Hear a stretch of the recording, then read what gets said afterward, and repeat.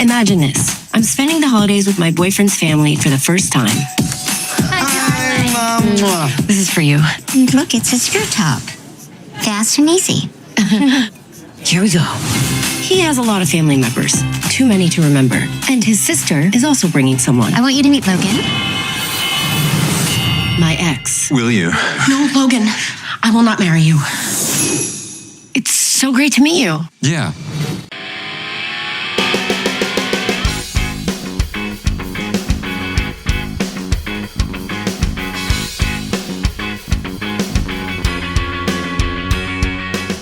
Ladies and gentlemen, you're very welcome back to the special supplementary feature, Compliment, the accoutrement to our November at the Movies, where we look at all of the, well, most of the time, the good movies of the month.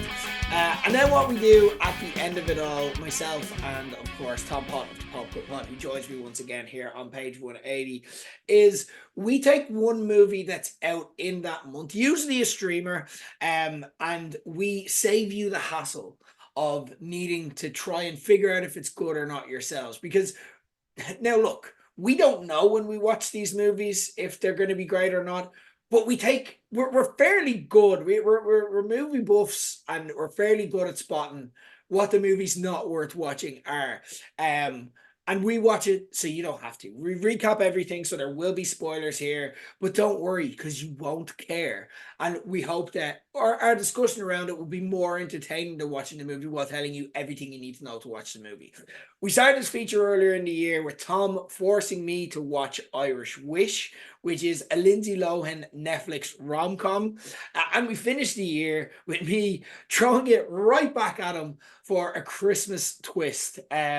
With Our Little Secret, which sees Lindsay Lohan play Avery, who has to spend Christmas with her ex Logan, played by Ian Harding, after they learn their new partners are siblings. But we've already discussed this when we set this up, and I set this task for Tom on last month's show.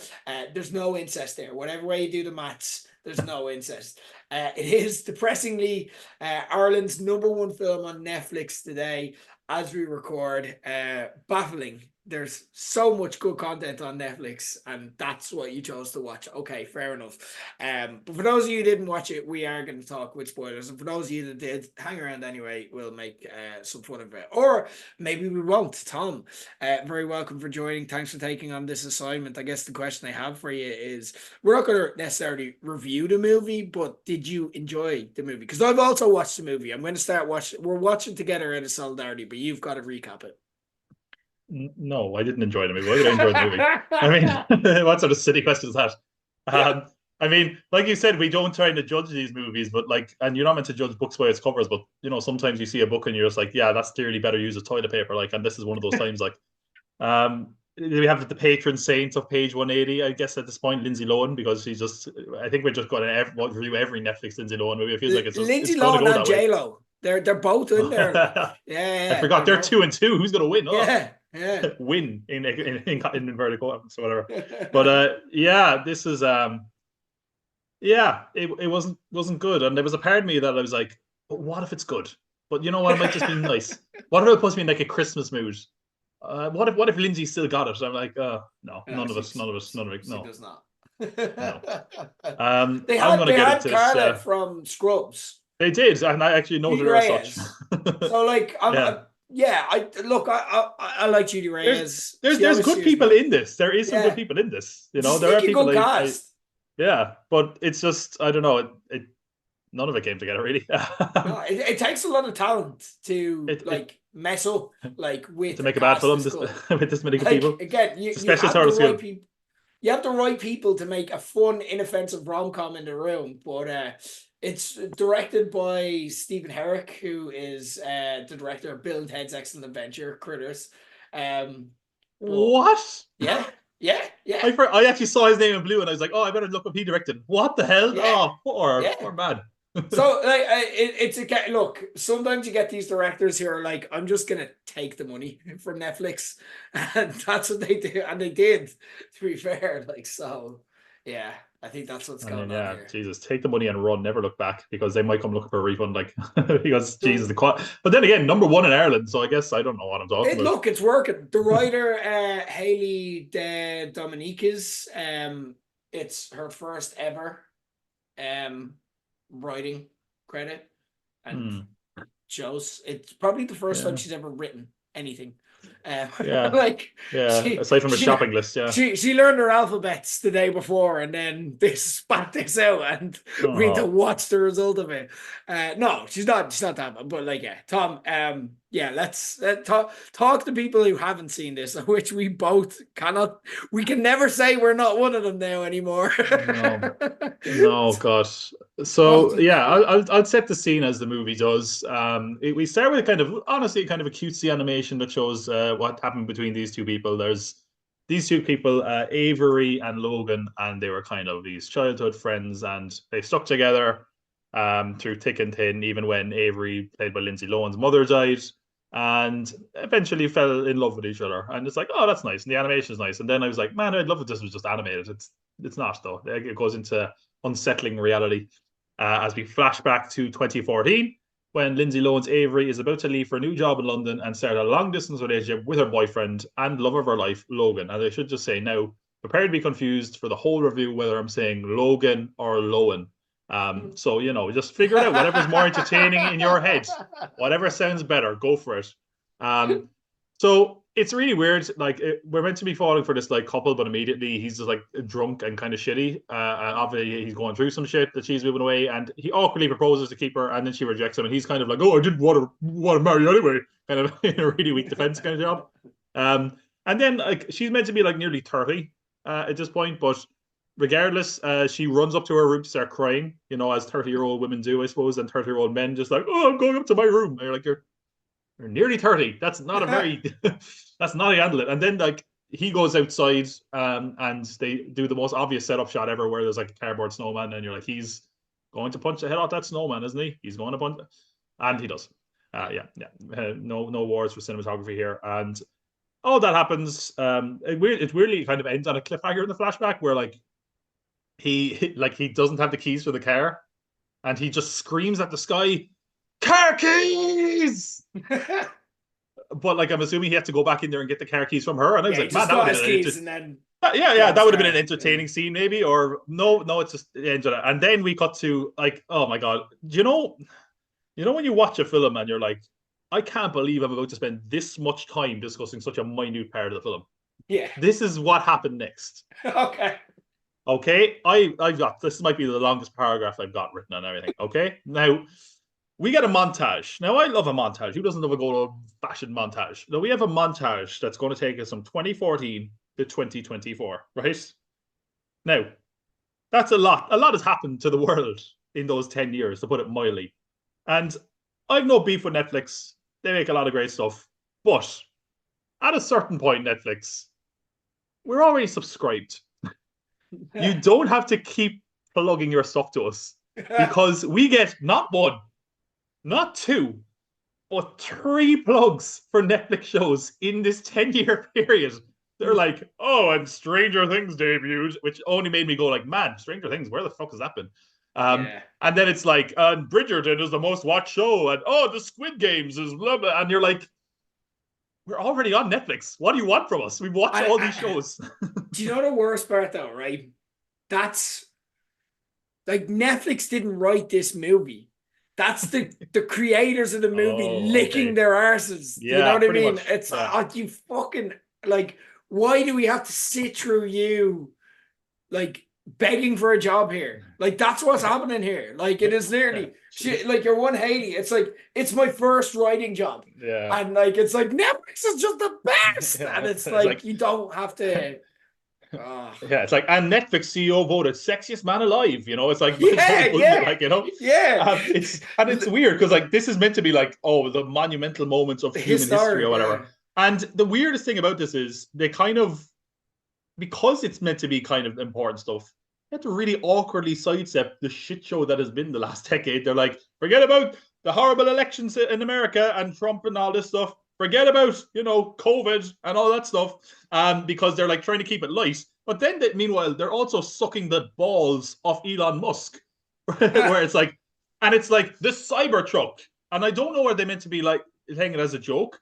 That truck is a fucking disaster. But the rest of the stuff is like all this like breakthroughs and stuff, and then it's like the Cybertruck, and then it's like Twitter becomes X, and I'm like, that something we're going to really think about? I don't know. I mean, I also just like they're just dodging all these bullets like they're Neo in the Matrix, just like forget about COVID. Nobody, not one person is like, I need to learn the history of the world through Lindsay Lohan's new Netflix rom-com. Not a single person needs this. Like, you could just say 10 years later. Like, nobody is asking for this. And the thing is, as well, look, I can give them the pass because I know tonally they don't want to like depress the audience for this light, fluffy rom-com shit. But still, and the one thing I will say that I will go after them for messing with the tone, right? This is a montage from 2014 to 2024, right? So they pick a song from 2014. So they pick the obnoxious Calvin Harris song "Summer." Now, yes, again, these characters maybe they met in the summer. We're not aware of that. It's a Christmas movie. It's a Christmas movie. The montage starts at Christmas, and when it comes back, it's fucking Christmas again. Why did you give us a song called Summer? There was loads of songs in 2014. It's just so baffling. It's like no one did even the most basic research. It's so weird. It was just I was baffled by it. I was just like, wow, that's hilarious. Like, I mean, did you just look? Hey, now that's what I call music 2014 or whatever the fuck. There has to be another song. That's what I'm doing. I'm literally. Yeah, I could tell. I was like, he's looking at songs that would be better. 2014 Christmas #1. I'm gonna put in more research, right? Oh, no, I don't know that one. Ben, hey now. I don't know. The X Factor. Yeah, this is just going to depress us where we're like, oh, I don't listen to a lot of music. Oh no, wait, hold on. In 2014, Wham's Last Christmas finally got #1. Also would have perfectly suited the movie and like, what just happened. One of the most iconic Christmas songs ever. You have an excuse to use it now. No, yeah. I really like. No, but do you know why it is? It's because they wanted to lick Calvin Harris's ass. They're like, we can get a bit of Calvin in here. We've got the Netflix CEO, Elon Musk. Like, that's why this exists. It's not for us. It's not for us. Horrendous. None of this movie is for us, Tom. Don't worry. I'm gonna talk about the music again in a minute because man, there is something on this that I noticed that is so egregious and scam artists like that. I'm like, amazing. But look, we'll get to present times after that horrendous montage. Just what I mean. I didn't expect to spend that long on a montage, but here we are. How do you fundamentally get a montage wrong? Like, it's not even like you had to establish anything about the story. You just had to establish 10 years later. You could have done that with a title card. For fuck's sake. Fucking hell. So we're now in present times, and Avery and Logan are both in relationships. You're going to get a lot of character names thrown at you in this, and I don't blame you for not remembering them because I had to look them up myself while I was watching the film. So Avery is with a man named Cam, and Logan is with a girl called Cassie. Now, again, there's a lot of names in this, and they play it off as a joke, which is great while you're watching the movie, awful when you're recapping. So they're all in just one big incestuous circle. It's fine. That's their little secret. Both of them are about to meet the parents of their partners, and as it turns out, Avery's new boyfriend, or, well, more recent boyfriend, I guess, and Logan's girlfriend are siblings. So they're about to meet the parents, and they're about to meet each other for the first time in a decade or whatever, making it more awkward than ever. And I do want to highlight this, right? This movie tries to be like an awkward comedy. Something they really forget is that awkward comedies have to have not just the former, but some of the latter. There's so many awkward scenes in this that are just played for like, oh, that was awkward. But they don't play it for laughs. It's really weird. So yeah, just really, really odd. So that's all going on. Logan, to be fair to him, acts like an adult in this film. Avery oftentimes doesn't, because when they meet each other again, she's like, can I talk to you about whatever? And she's like, we can't tell them we used to date. As if, coming up front and being like, oh my God, this is so weird. Yeah, we used to date a long time ago. We moved on. Ha ha ha. Merry Christmas. No. He's like, we should do that. And she goes, no, because then they'll all be picturing us having sex. And that's what, sorry, she doesn't actually say that. She says sex because this is an adult woman. So again, I don't know what, I don't understand this character. What is wrong with her? The resounding thing I had in this movie was I was like, why would anyone want to go out with or marry Avery? She seems like a fucking nightmare. throughout the whole film. She's the worst. Which but, of coincidentally course, is also true of all of Lindsay Lohan's characters since Mean Girls. pretty Which much, yeah. I don't know if they're written that way, but they're certainly played that way. I'm just saying. Yeah, I mean, I'm just like, I hope you're actually acting here, Lindsay, because otherwise, God help you. Like, now, of course, we know what's going to happen from here. They're going to be kind of forced into situations where they have to interact with each other.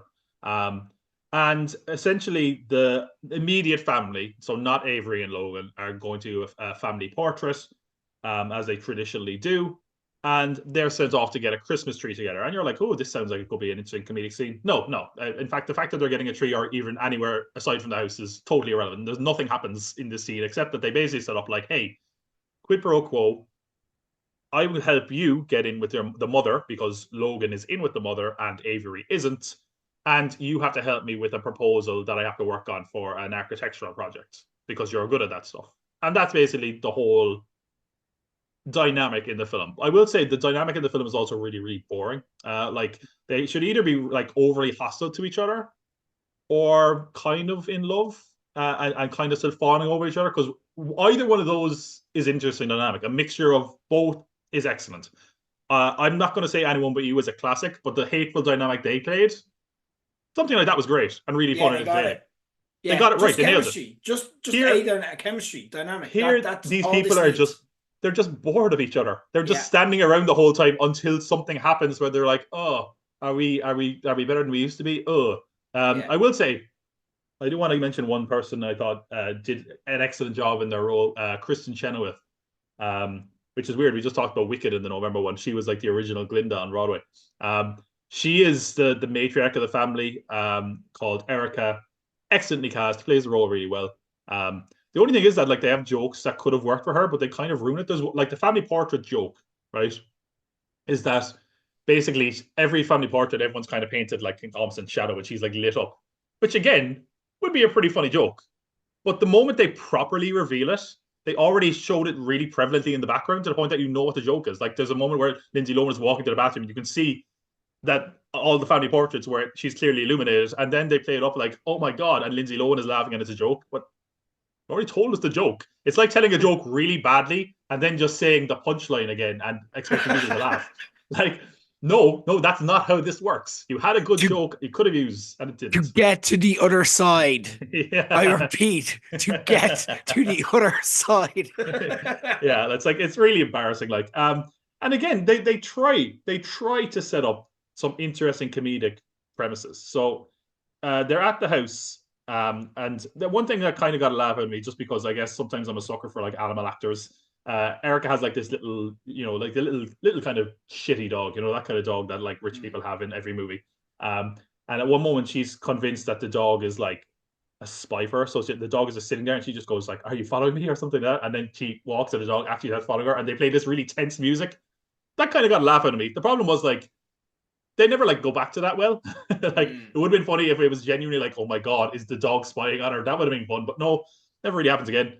And that's an example of what I mean by a comedic premise that they don't really follow up on. There's one other thing that got a laugh out of me in the following scene, which is that they go to mass and like one of them needs to speak to the priest, and like outside the priest there's an altar boy who's like a bouncer for no apparent reason, but like over the top aggressive, where the guy's like, I'll just go into the front, and he goes, "Hey, you want to say something to the father? You say it to me." I was just kind of like, well, that's a kind of a fun dynamic. But again, they never go back to it. And then next time we see that altar boy character, they kind of totally ruin his mystique, the ethos of the character that young man created.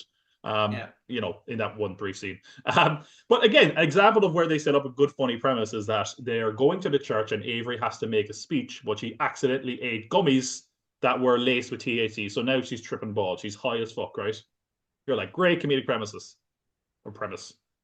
but it's not really funny. It's a nice scene, I'll give it that, but it's not really funny. She goes up to speak, and straight away she's like really crazy high, because the Virgin Mary statue turns around to her and starts speaking to her like very briefly, and I'm like, I feel like he could have done more with that. Am I wrong? But because I didn't watch it, you watched it, so I don't have to. Was she talking to the Virgin Mary or something in Irish Wish as well? What? I feel like, was she talking to like the Virgin Mary in Irish Wish as well? I feel like there was a thing about her talking to the statue or something. No. in Irish Wish, one of the main characters, the twist was she's Saint Bridget. Okay, so right And again, it's really yeah. really religious. Okay, Well, like between this, like there's so much religion this week. The two shows.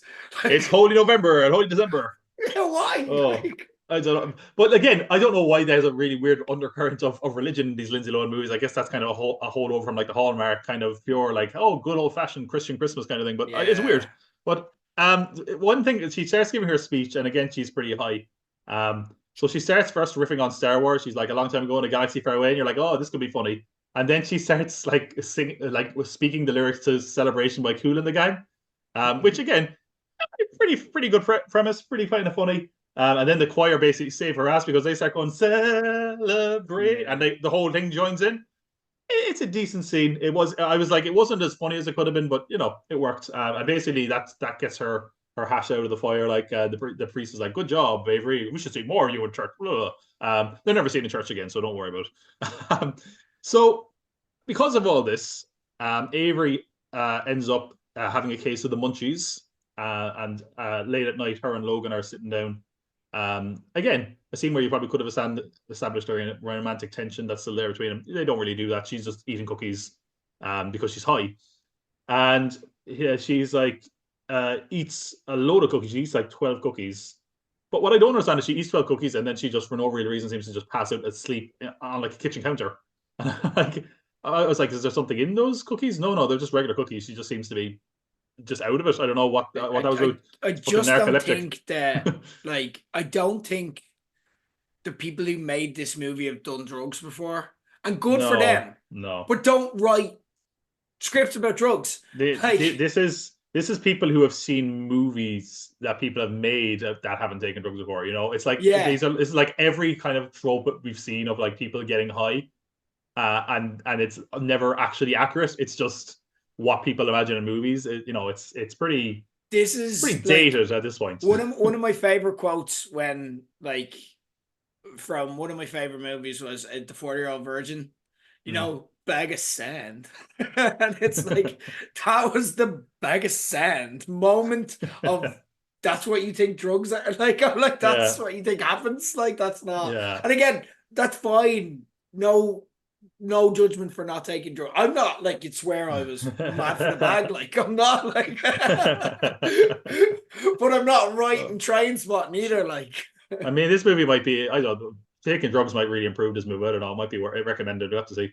Subtle messaging, like, yeah. There you go. So, like, she basically, they just need the premise that she's eating a load of cookies. She wakes up the next morning, and it turns out those cookies are really important. And she hears Logan, Erica, and her partner, I forgot, Cal or Cam, I don't know.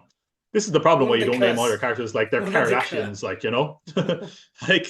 So basically, she hears them come, and she goes to Logan. Oh, quick, distract Erica, because she needs to come up with an excuse. So interesting or important side note here. He accidentally implies to Erica that he's going to propose to his partner, Cassie. But what Avery does is that she basically tries to frame it on the dog. And what happens is that Erica gets freaked out because she's like, oh, there's chocolate. The dog is going to die. Which, again, could have been a funny bit. It goes in a really weird direction. So her and Erica rush to the vet with the dog. And the vet is played by Chris Parnell. The only thing that really gave me any bit of levity here was that in my head canon, he was playing Dr. Spaceman from 30 Rock, and he's just been struck off because it's a similar kind of role. But basically, like Avery very selflessly to Erica is like, no, you shouldn't see this. This is your animal. I'll cater for this animal. So she's trying to get rid of Erica so she can explain to the vet what happens. And she does explain to the vet what happens.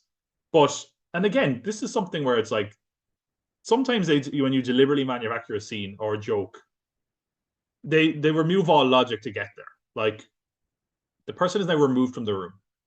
Now, if I was at a doctor's waiting room or at a vet, I'm not expecting to hear like the animals necessarily shout or scream or anything, like, But I guess in the logic of the movie, they needed a scene where Lindsay Lohan is pretending to whimper and bark as a dog, which I don't know, feels weirdly fetishistic. Like she's just pretending to be like, like, and then of course we get the shot of the waiting room where they're like, oh, what the hell? Oh. It wasn't funny. It was just really weird, very odd creative choice. Actually, the only thing I liked about the waiting room scene is they cut back to the waiting room scene, and there's a guy that seemingly has a kangaroo, and I'm like, why did they spring for the budget of a kangaroo and then just not use the kangaroo? Like, like, come on. I don't know. But Also, that's very odd. what has any of this got to do with the fact that their partners are related? No, Like, no. none of this. It's just random scenes. It's just Yes. random scenes. It's got nothing to do with the premise. Is just that and then it's Yeah. just put all these people in a room and magic will happen. But it That's doesn't It's because yeah. you forgot a magician. I'm like, just It wants to do two things. It wants to be the whole thing of like they've got this secret hanging over them, and the liars will be revealed, and it'll lead to a big thing, which every movie has done since the history of time and memoriam, and it's kind of old at this point. yeah. It still works Every as a Lindsay premise because Lohan we kind movie. of allow it, exactly. Yeah, and we kind of allow it because it normally gives us something else. This movie doesn't give us something else, so we're just waiting for that to be revealed, like a ticking time bomb. There's also the fact that we want this, that like all these rom coms were like, oh, will they, won't they? We know they're going to get together. This movie just assumes they're going to get together, so we don't have to put any effort into actually showing why they would get together or how these people would fall in love again, and that happens a lot. So And it's like because they were together, like yeah, so they were together, so like that's why they're good because it worked then, so it'll work now, and that's it. And it's like, well, what's the point of you existing then? It's just it's basically just like movies. This is one of them. Just don't that yeah, like you know where it's going. Don't bother. Well, you know that there's A and Z in the alphabet. You don't need to know the letters in between. So we then have a scene that could potentially be interesting, which is that as they get back to the house, and Erica is now actually happy with Avery. Avery is recounting to Logan what happened, and another one of the siblings, I've written down his name. Have I? Cam? No, Cal? I don't know. Fuck it. The sibling that none of them are married to or going to marry. Basically hears them and is like, oh, I'm going to blackmail them. Which is he's like, I'm going to take your number, and then he immediately rings him and is like, buy me booze. Which I was like, okay, that's one way of doing it. You could have just said that in person. So basically, they buy him booze off screen, and meanwhile they're also getting drunk. They're out drinking, and she finds out that her childhood home is being sold, and basically everyone else is drunk except for Avery and Logan. So Logan brings her to her family home. I should also mention. Actually, no, I won't, because that might make it more interesting than the actual movie makes it. So I'm going to hold on to that for a second. But basically, they go to the house. She starts crying. Logan offers some supportive words. She tears up thinking about her mom and, the life that she wanted that didn't work out the way she wanted it to. And, it's pain point numbers so far. On the way back, the blackmail guy starts ringing them again and basically says, oh, you have to pick me up and bring me home, which, again, could have been a funny premise. It's not. They pick him up. He's drunk in the car one scene, and then they just drop him home. Yeah. And yeah, that's what it's factual. He blackmailed them, and they did the thing he did, and he sucks at blackmail. Yeah, it's like it's not even interesting things to blackmail about. He's getting what he wants. Like, he's keeping his options realistic. Like, but it's not. It's drink not and a lift home.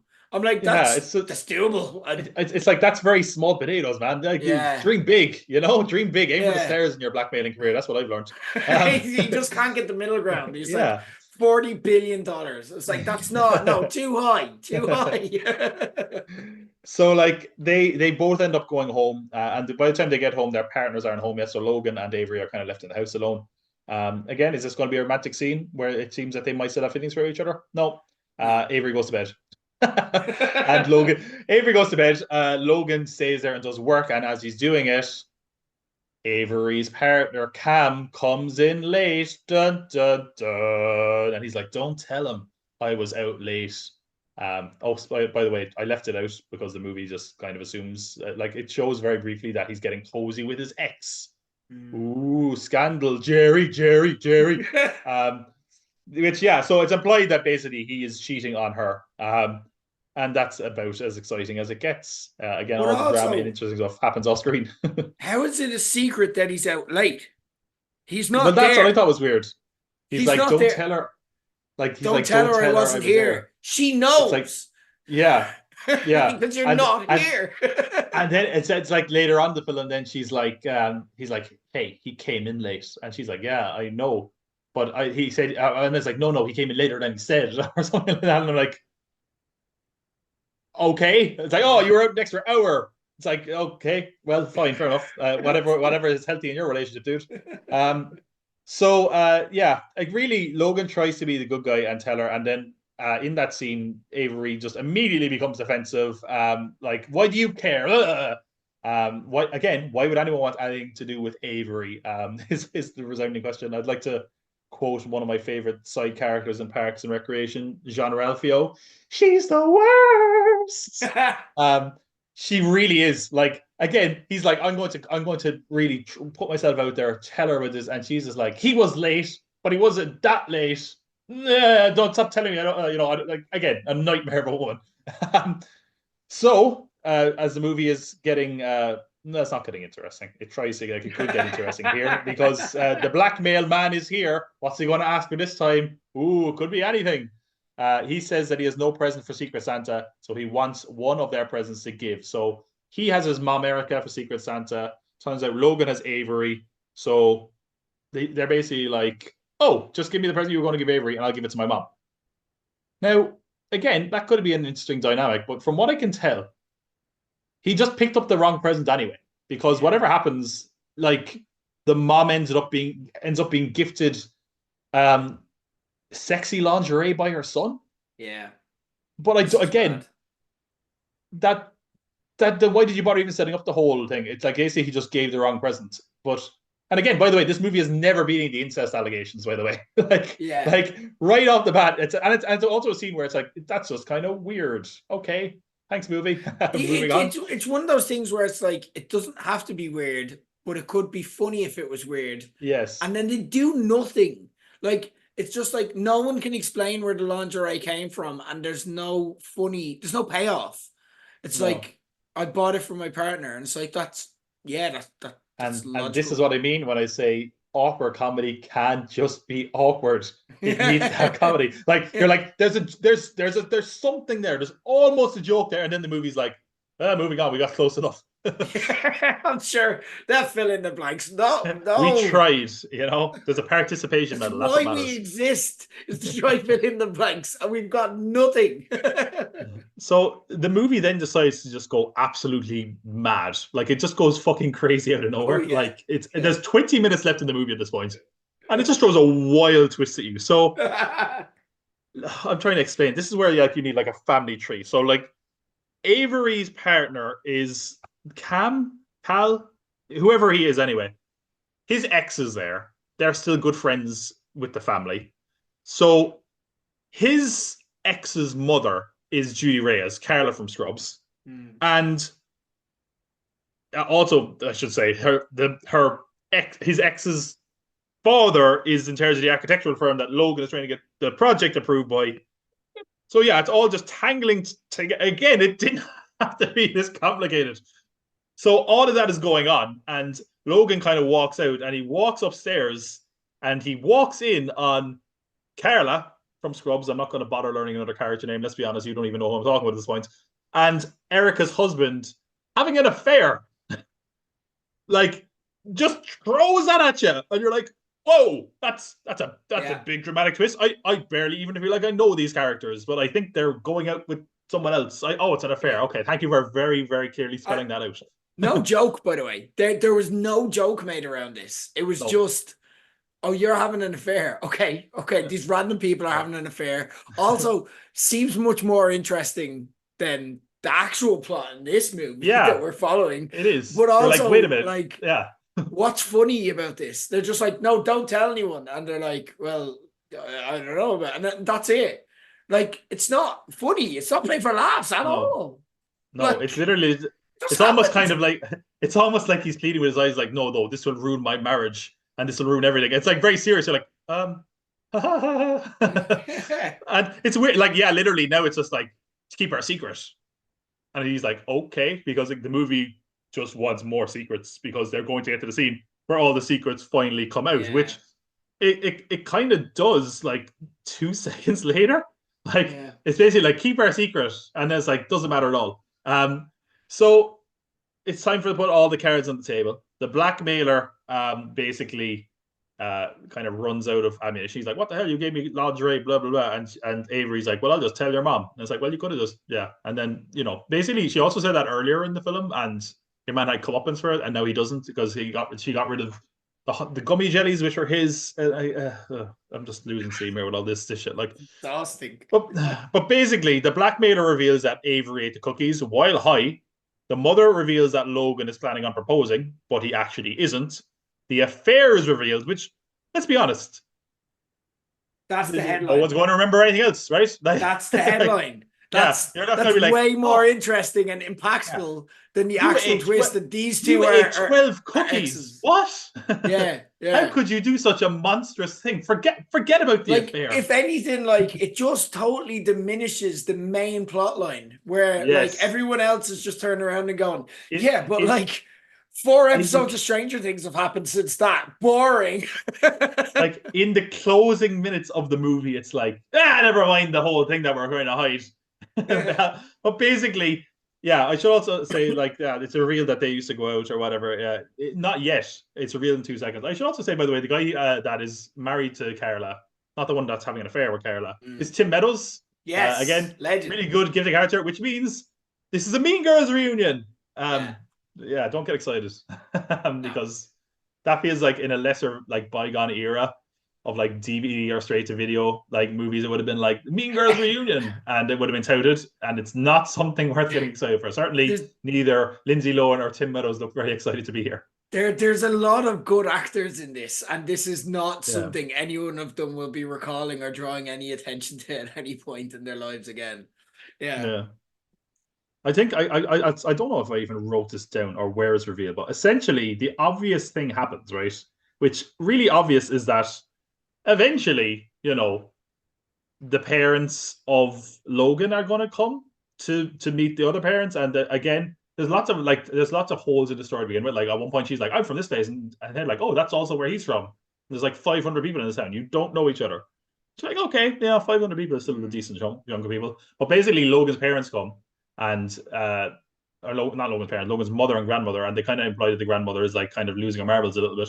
And the mother, managed to say to the mother, don't Avery is here, don't say anything, act like you don't know her, blah, blah, blah. But Granny, of course, comes to her senses and is like, "Oh, I know Avery. Oh, how are you?" And they're like, "How do you know Avery?" And she's like, "Oh, I remember those two going at it like jackrabbits." Oh, and you're like, "Oh, Granny," and you're like, it's weird to be bringing up jackrabbiting. Earlier, you wouldn't even spell the word sex movie. You'd have to spell it out. Very, very odd.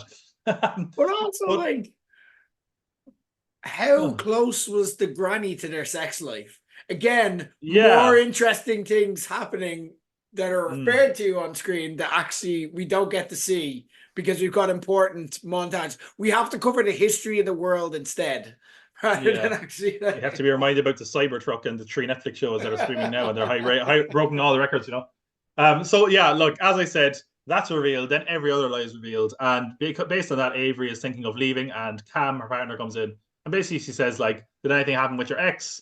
And he doesn't answer, which is kind of an answer enough, and she packs to leave. And as she's going, Logan goes to see her off, and he asks if he can call her, and his girlfriend Cassie is watching on, and Avery says, "Don't call me. You can't call me."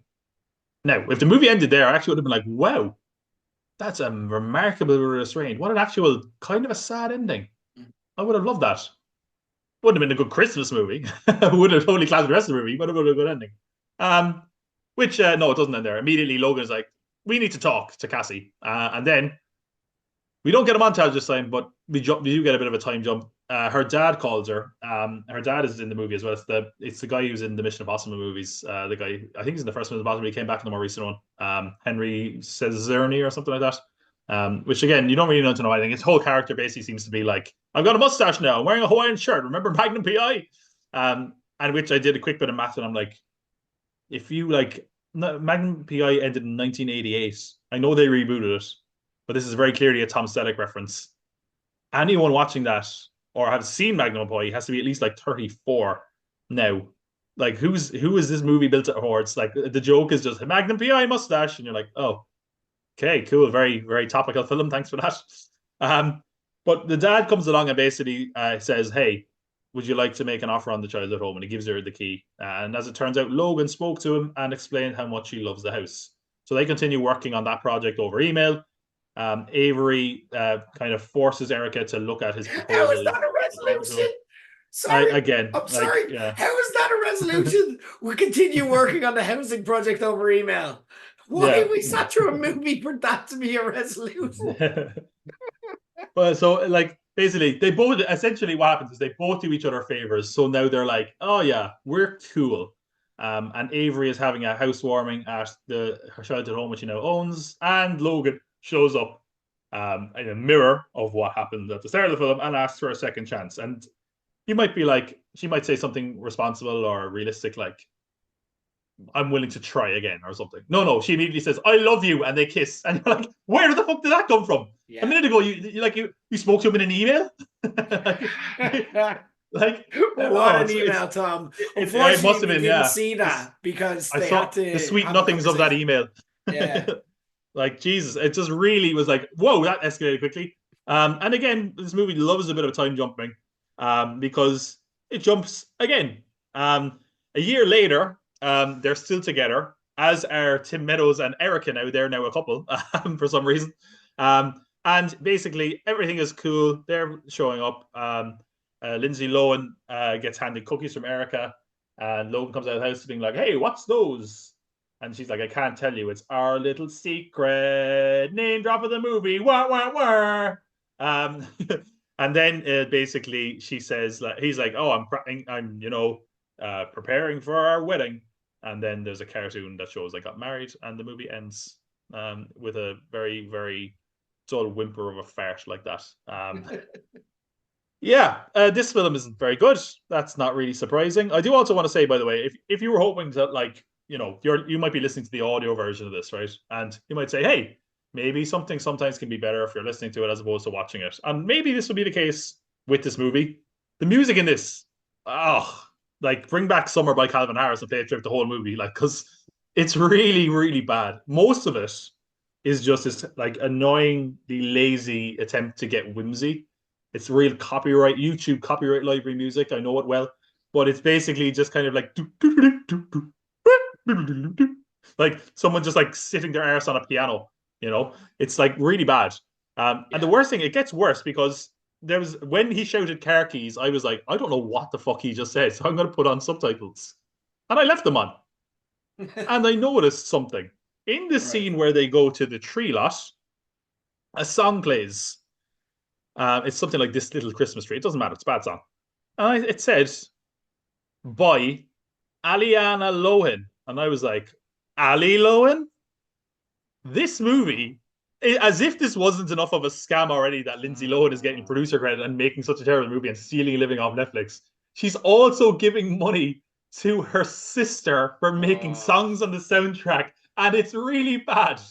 And it's like, I'm just like, man, this movie got just down and dirty. It knows exactly what it is. It's like basically Robin Hood and just giving to the other people that are thieves, It's just... We literally just watched Netflix get robbed.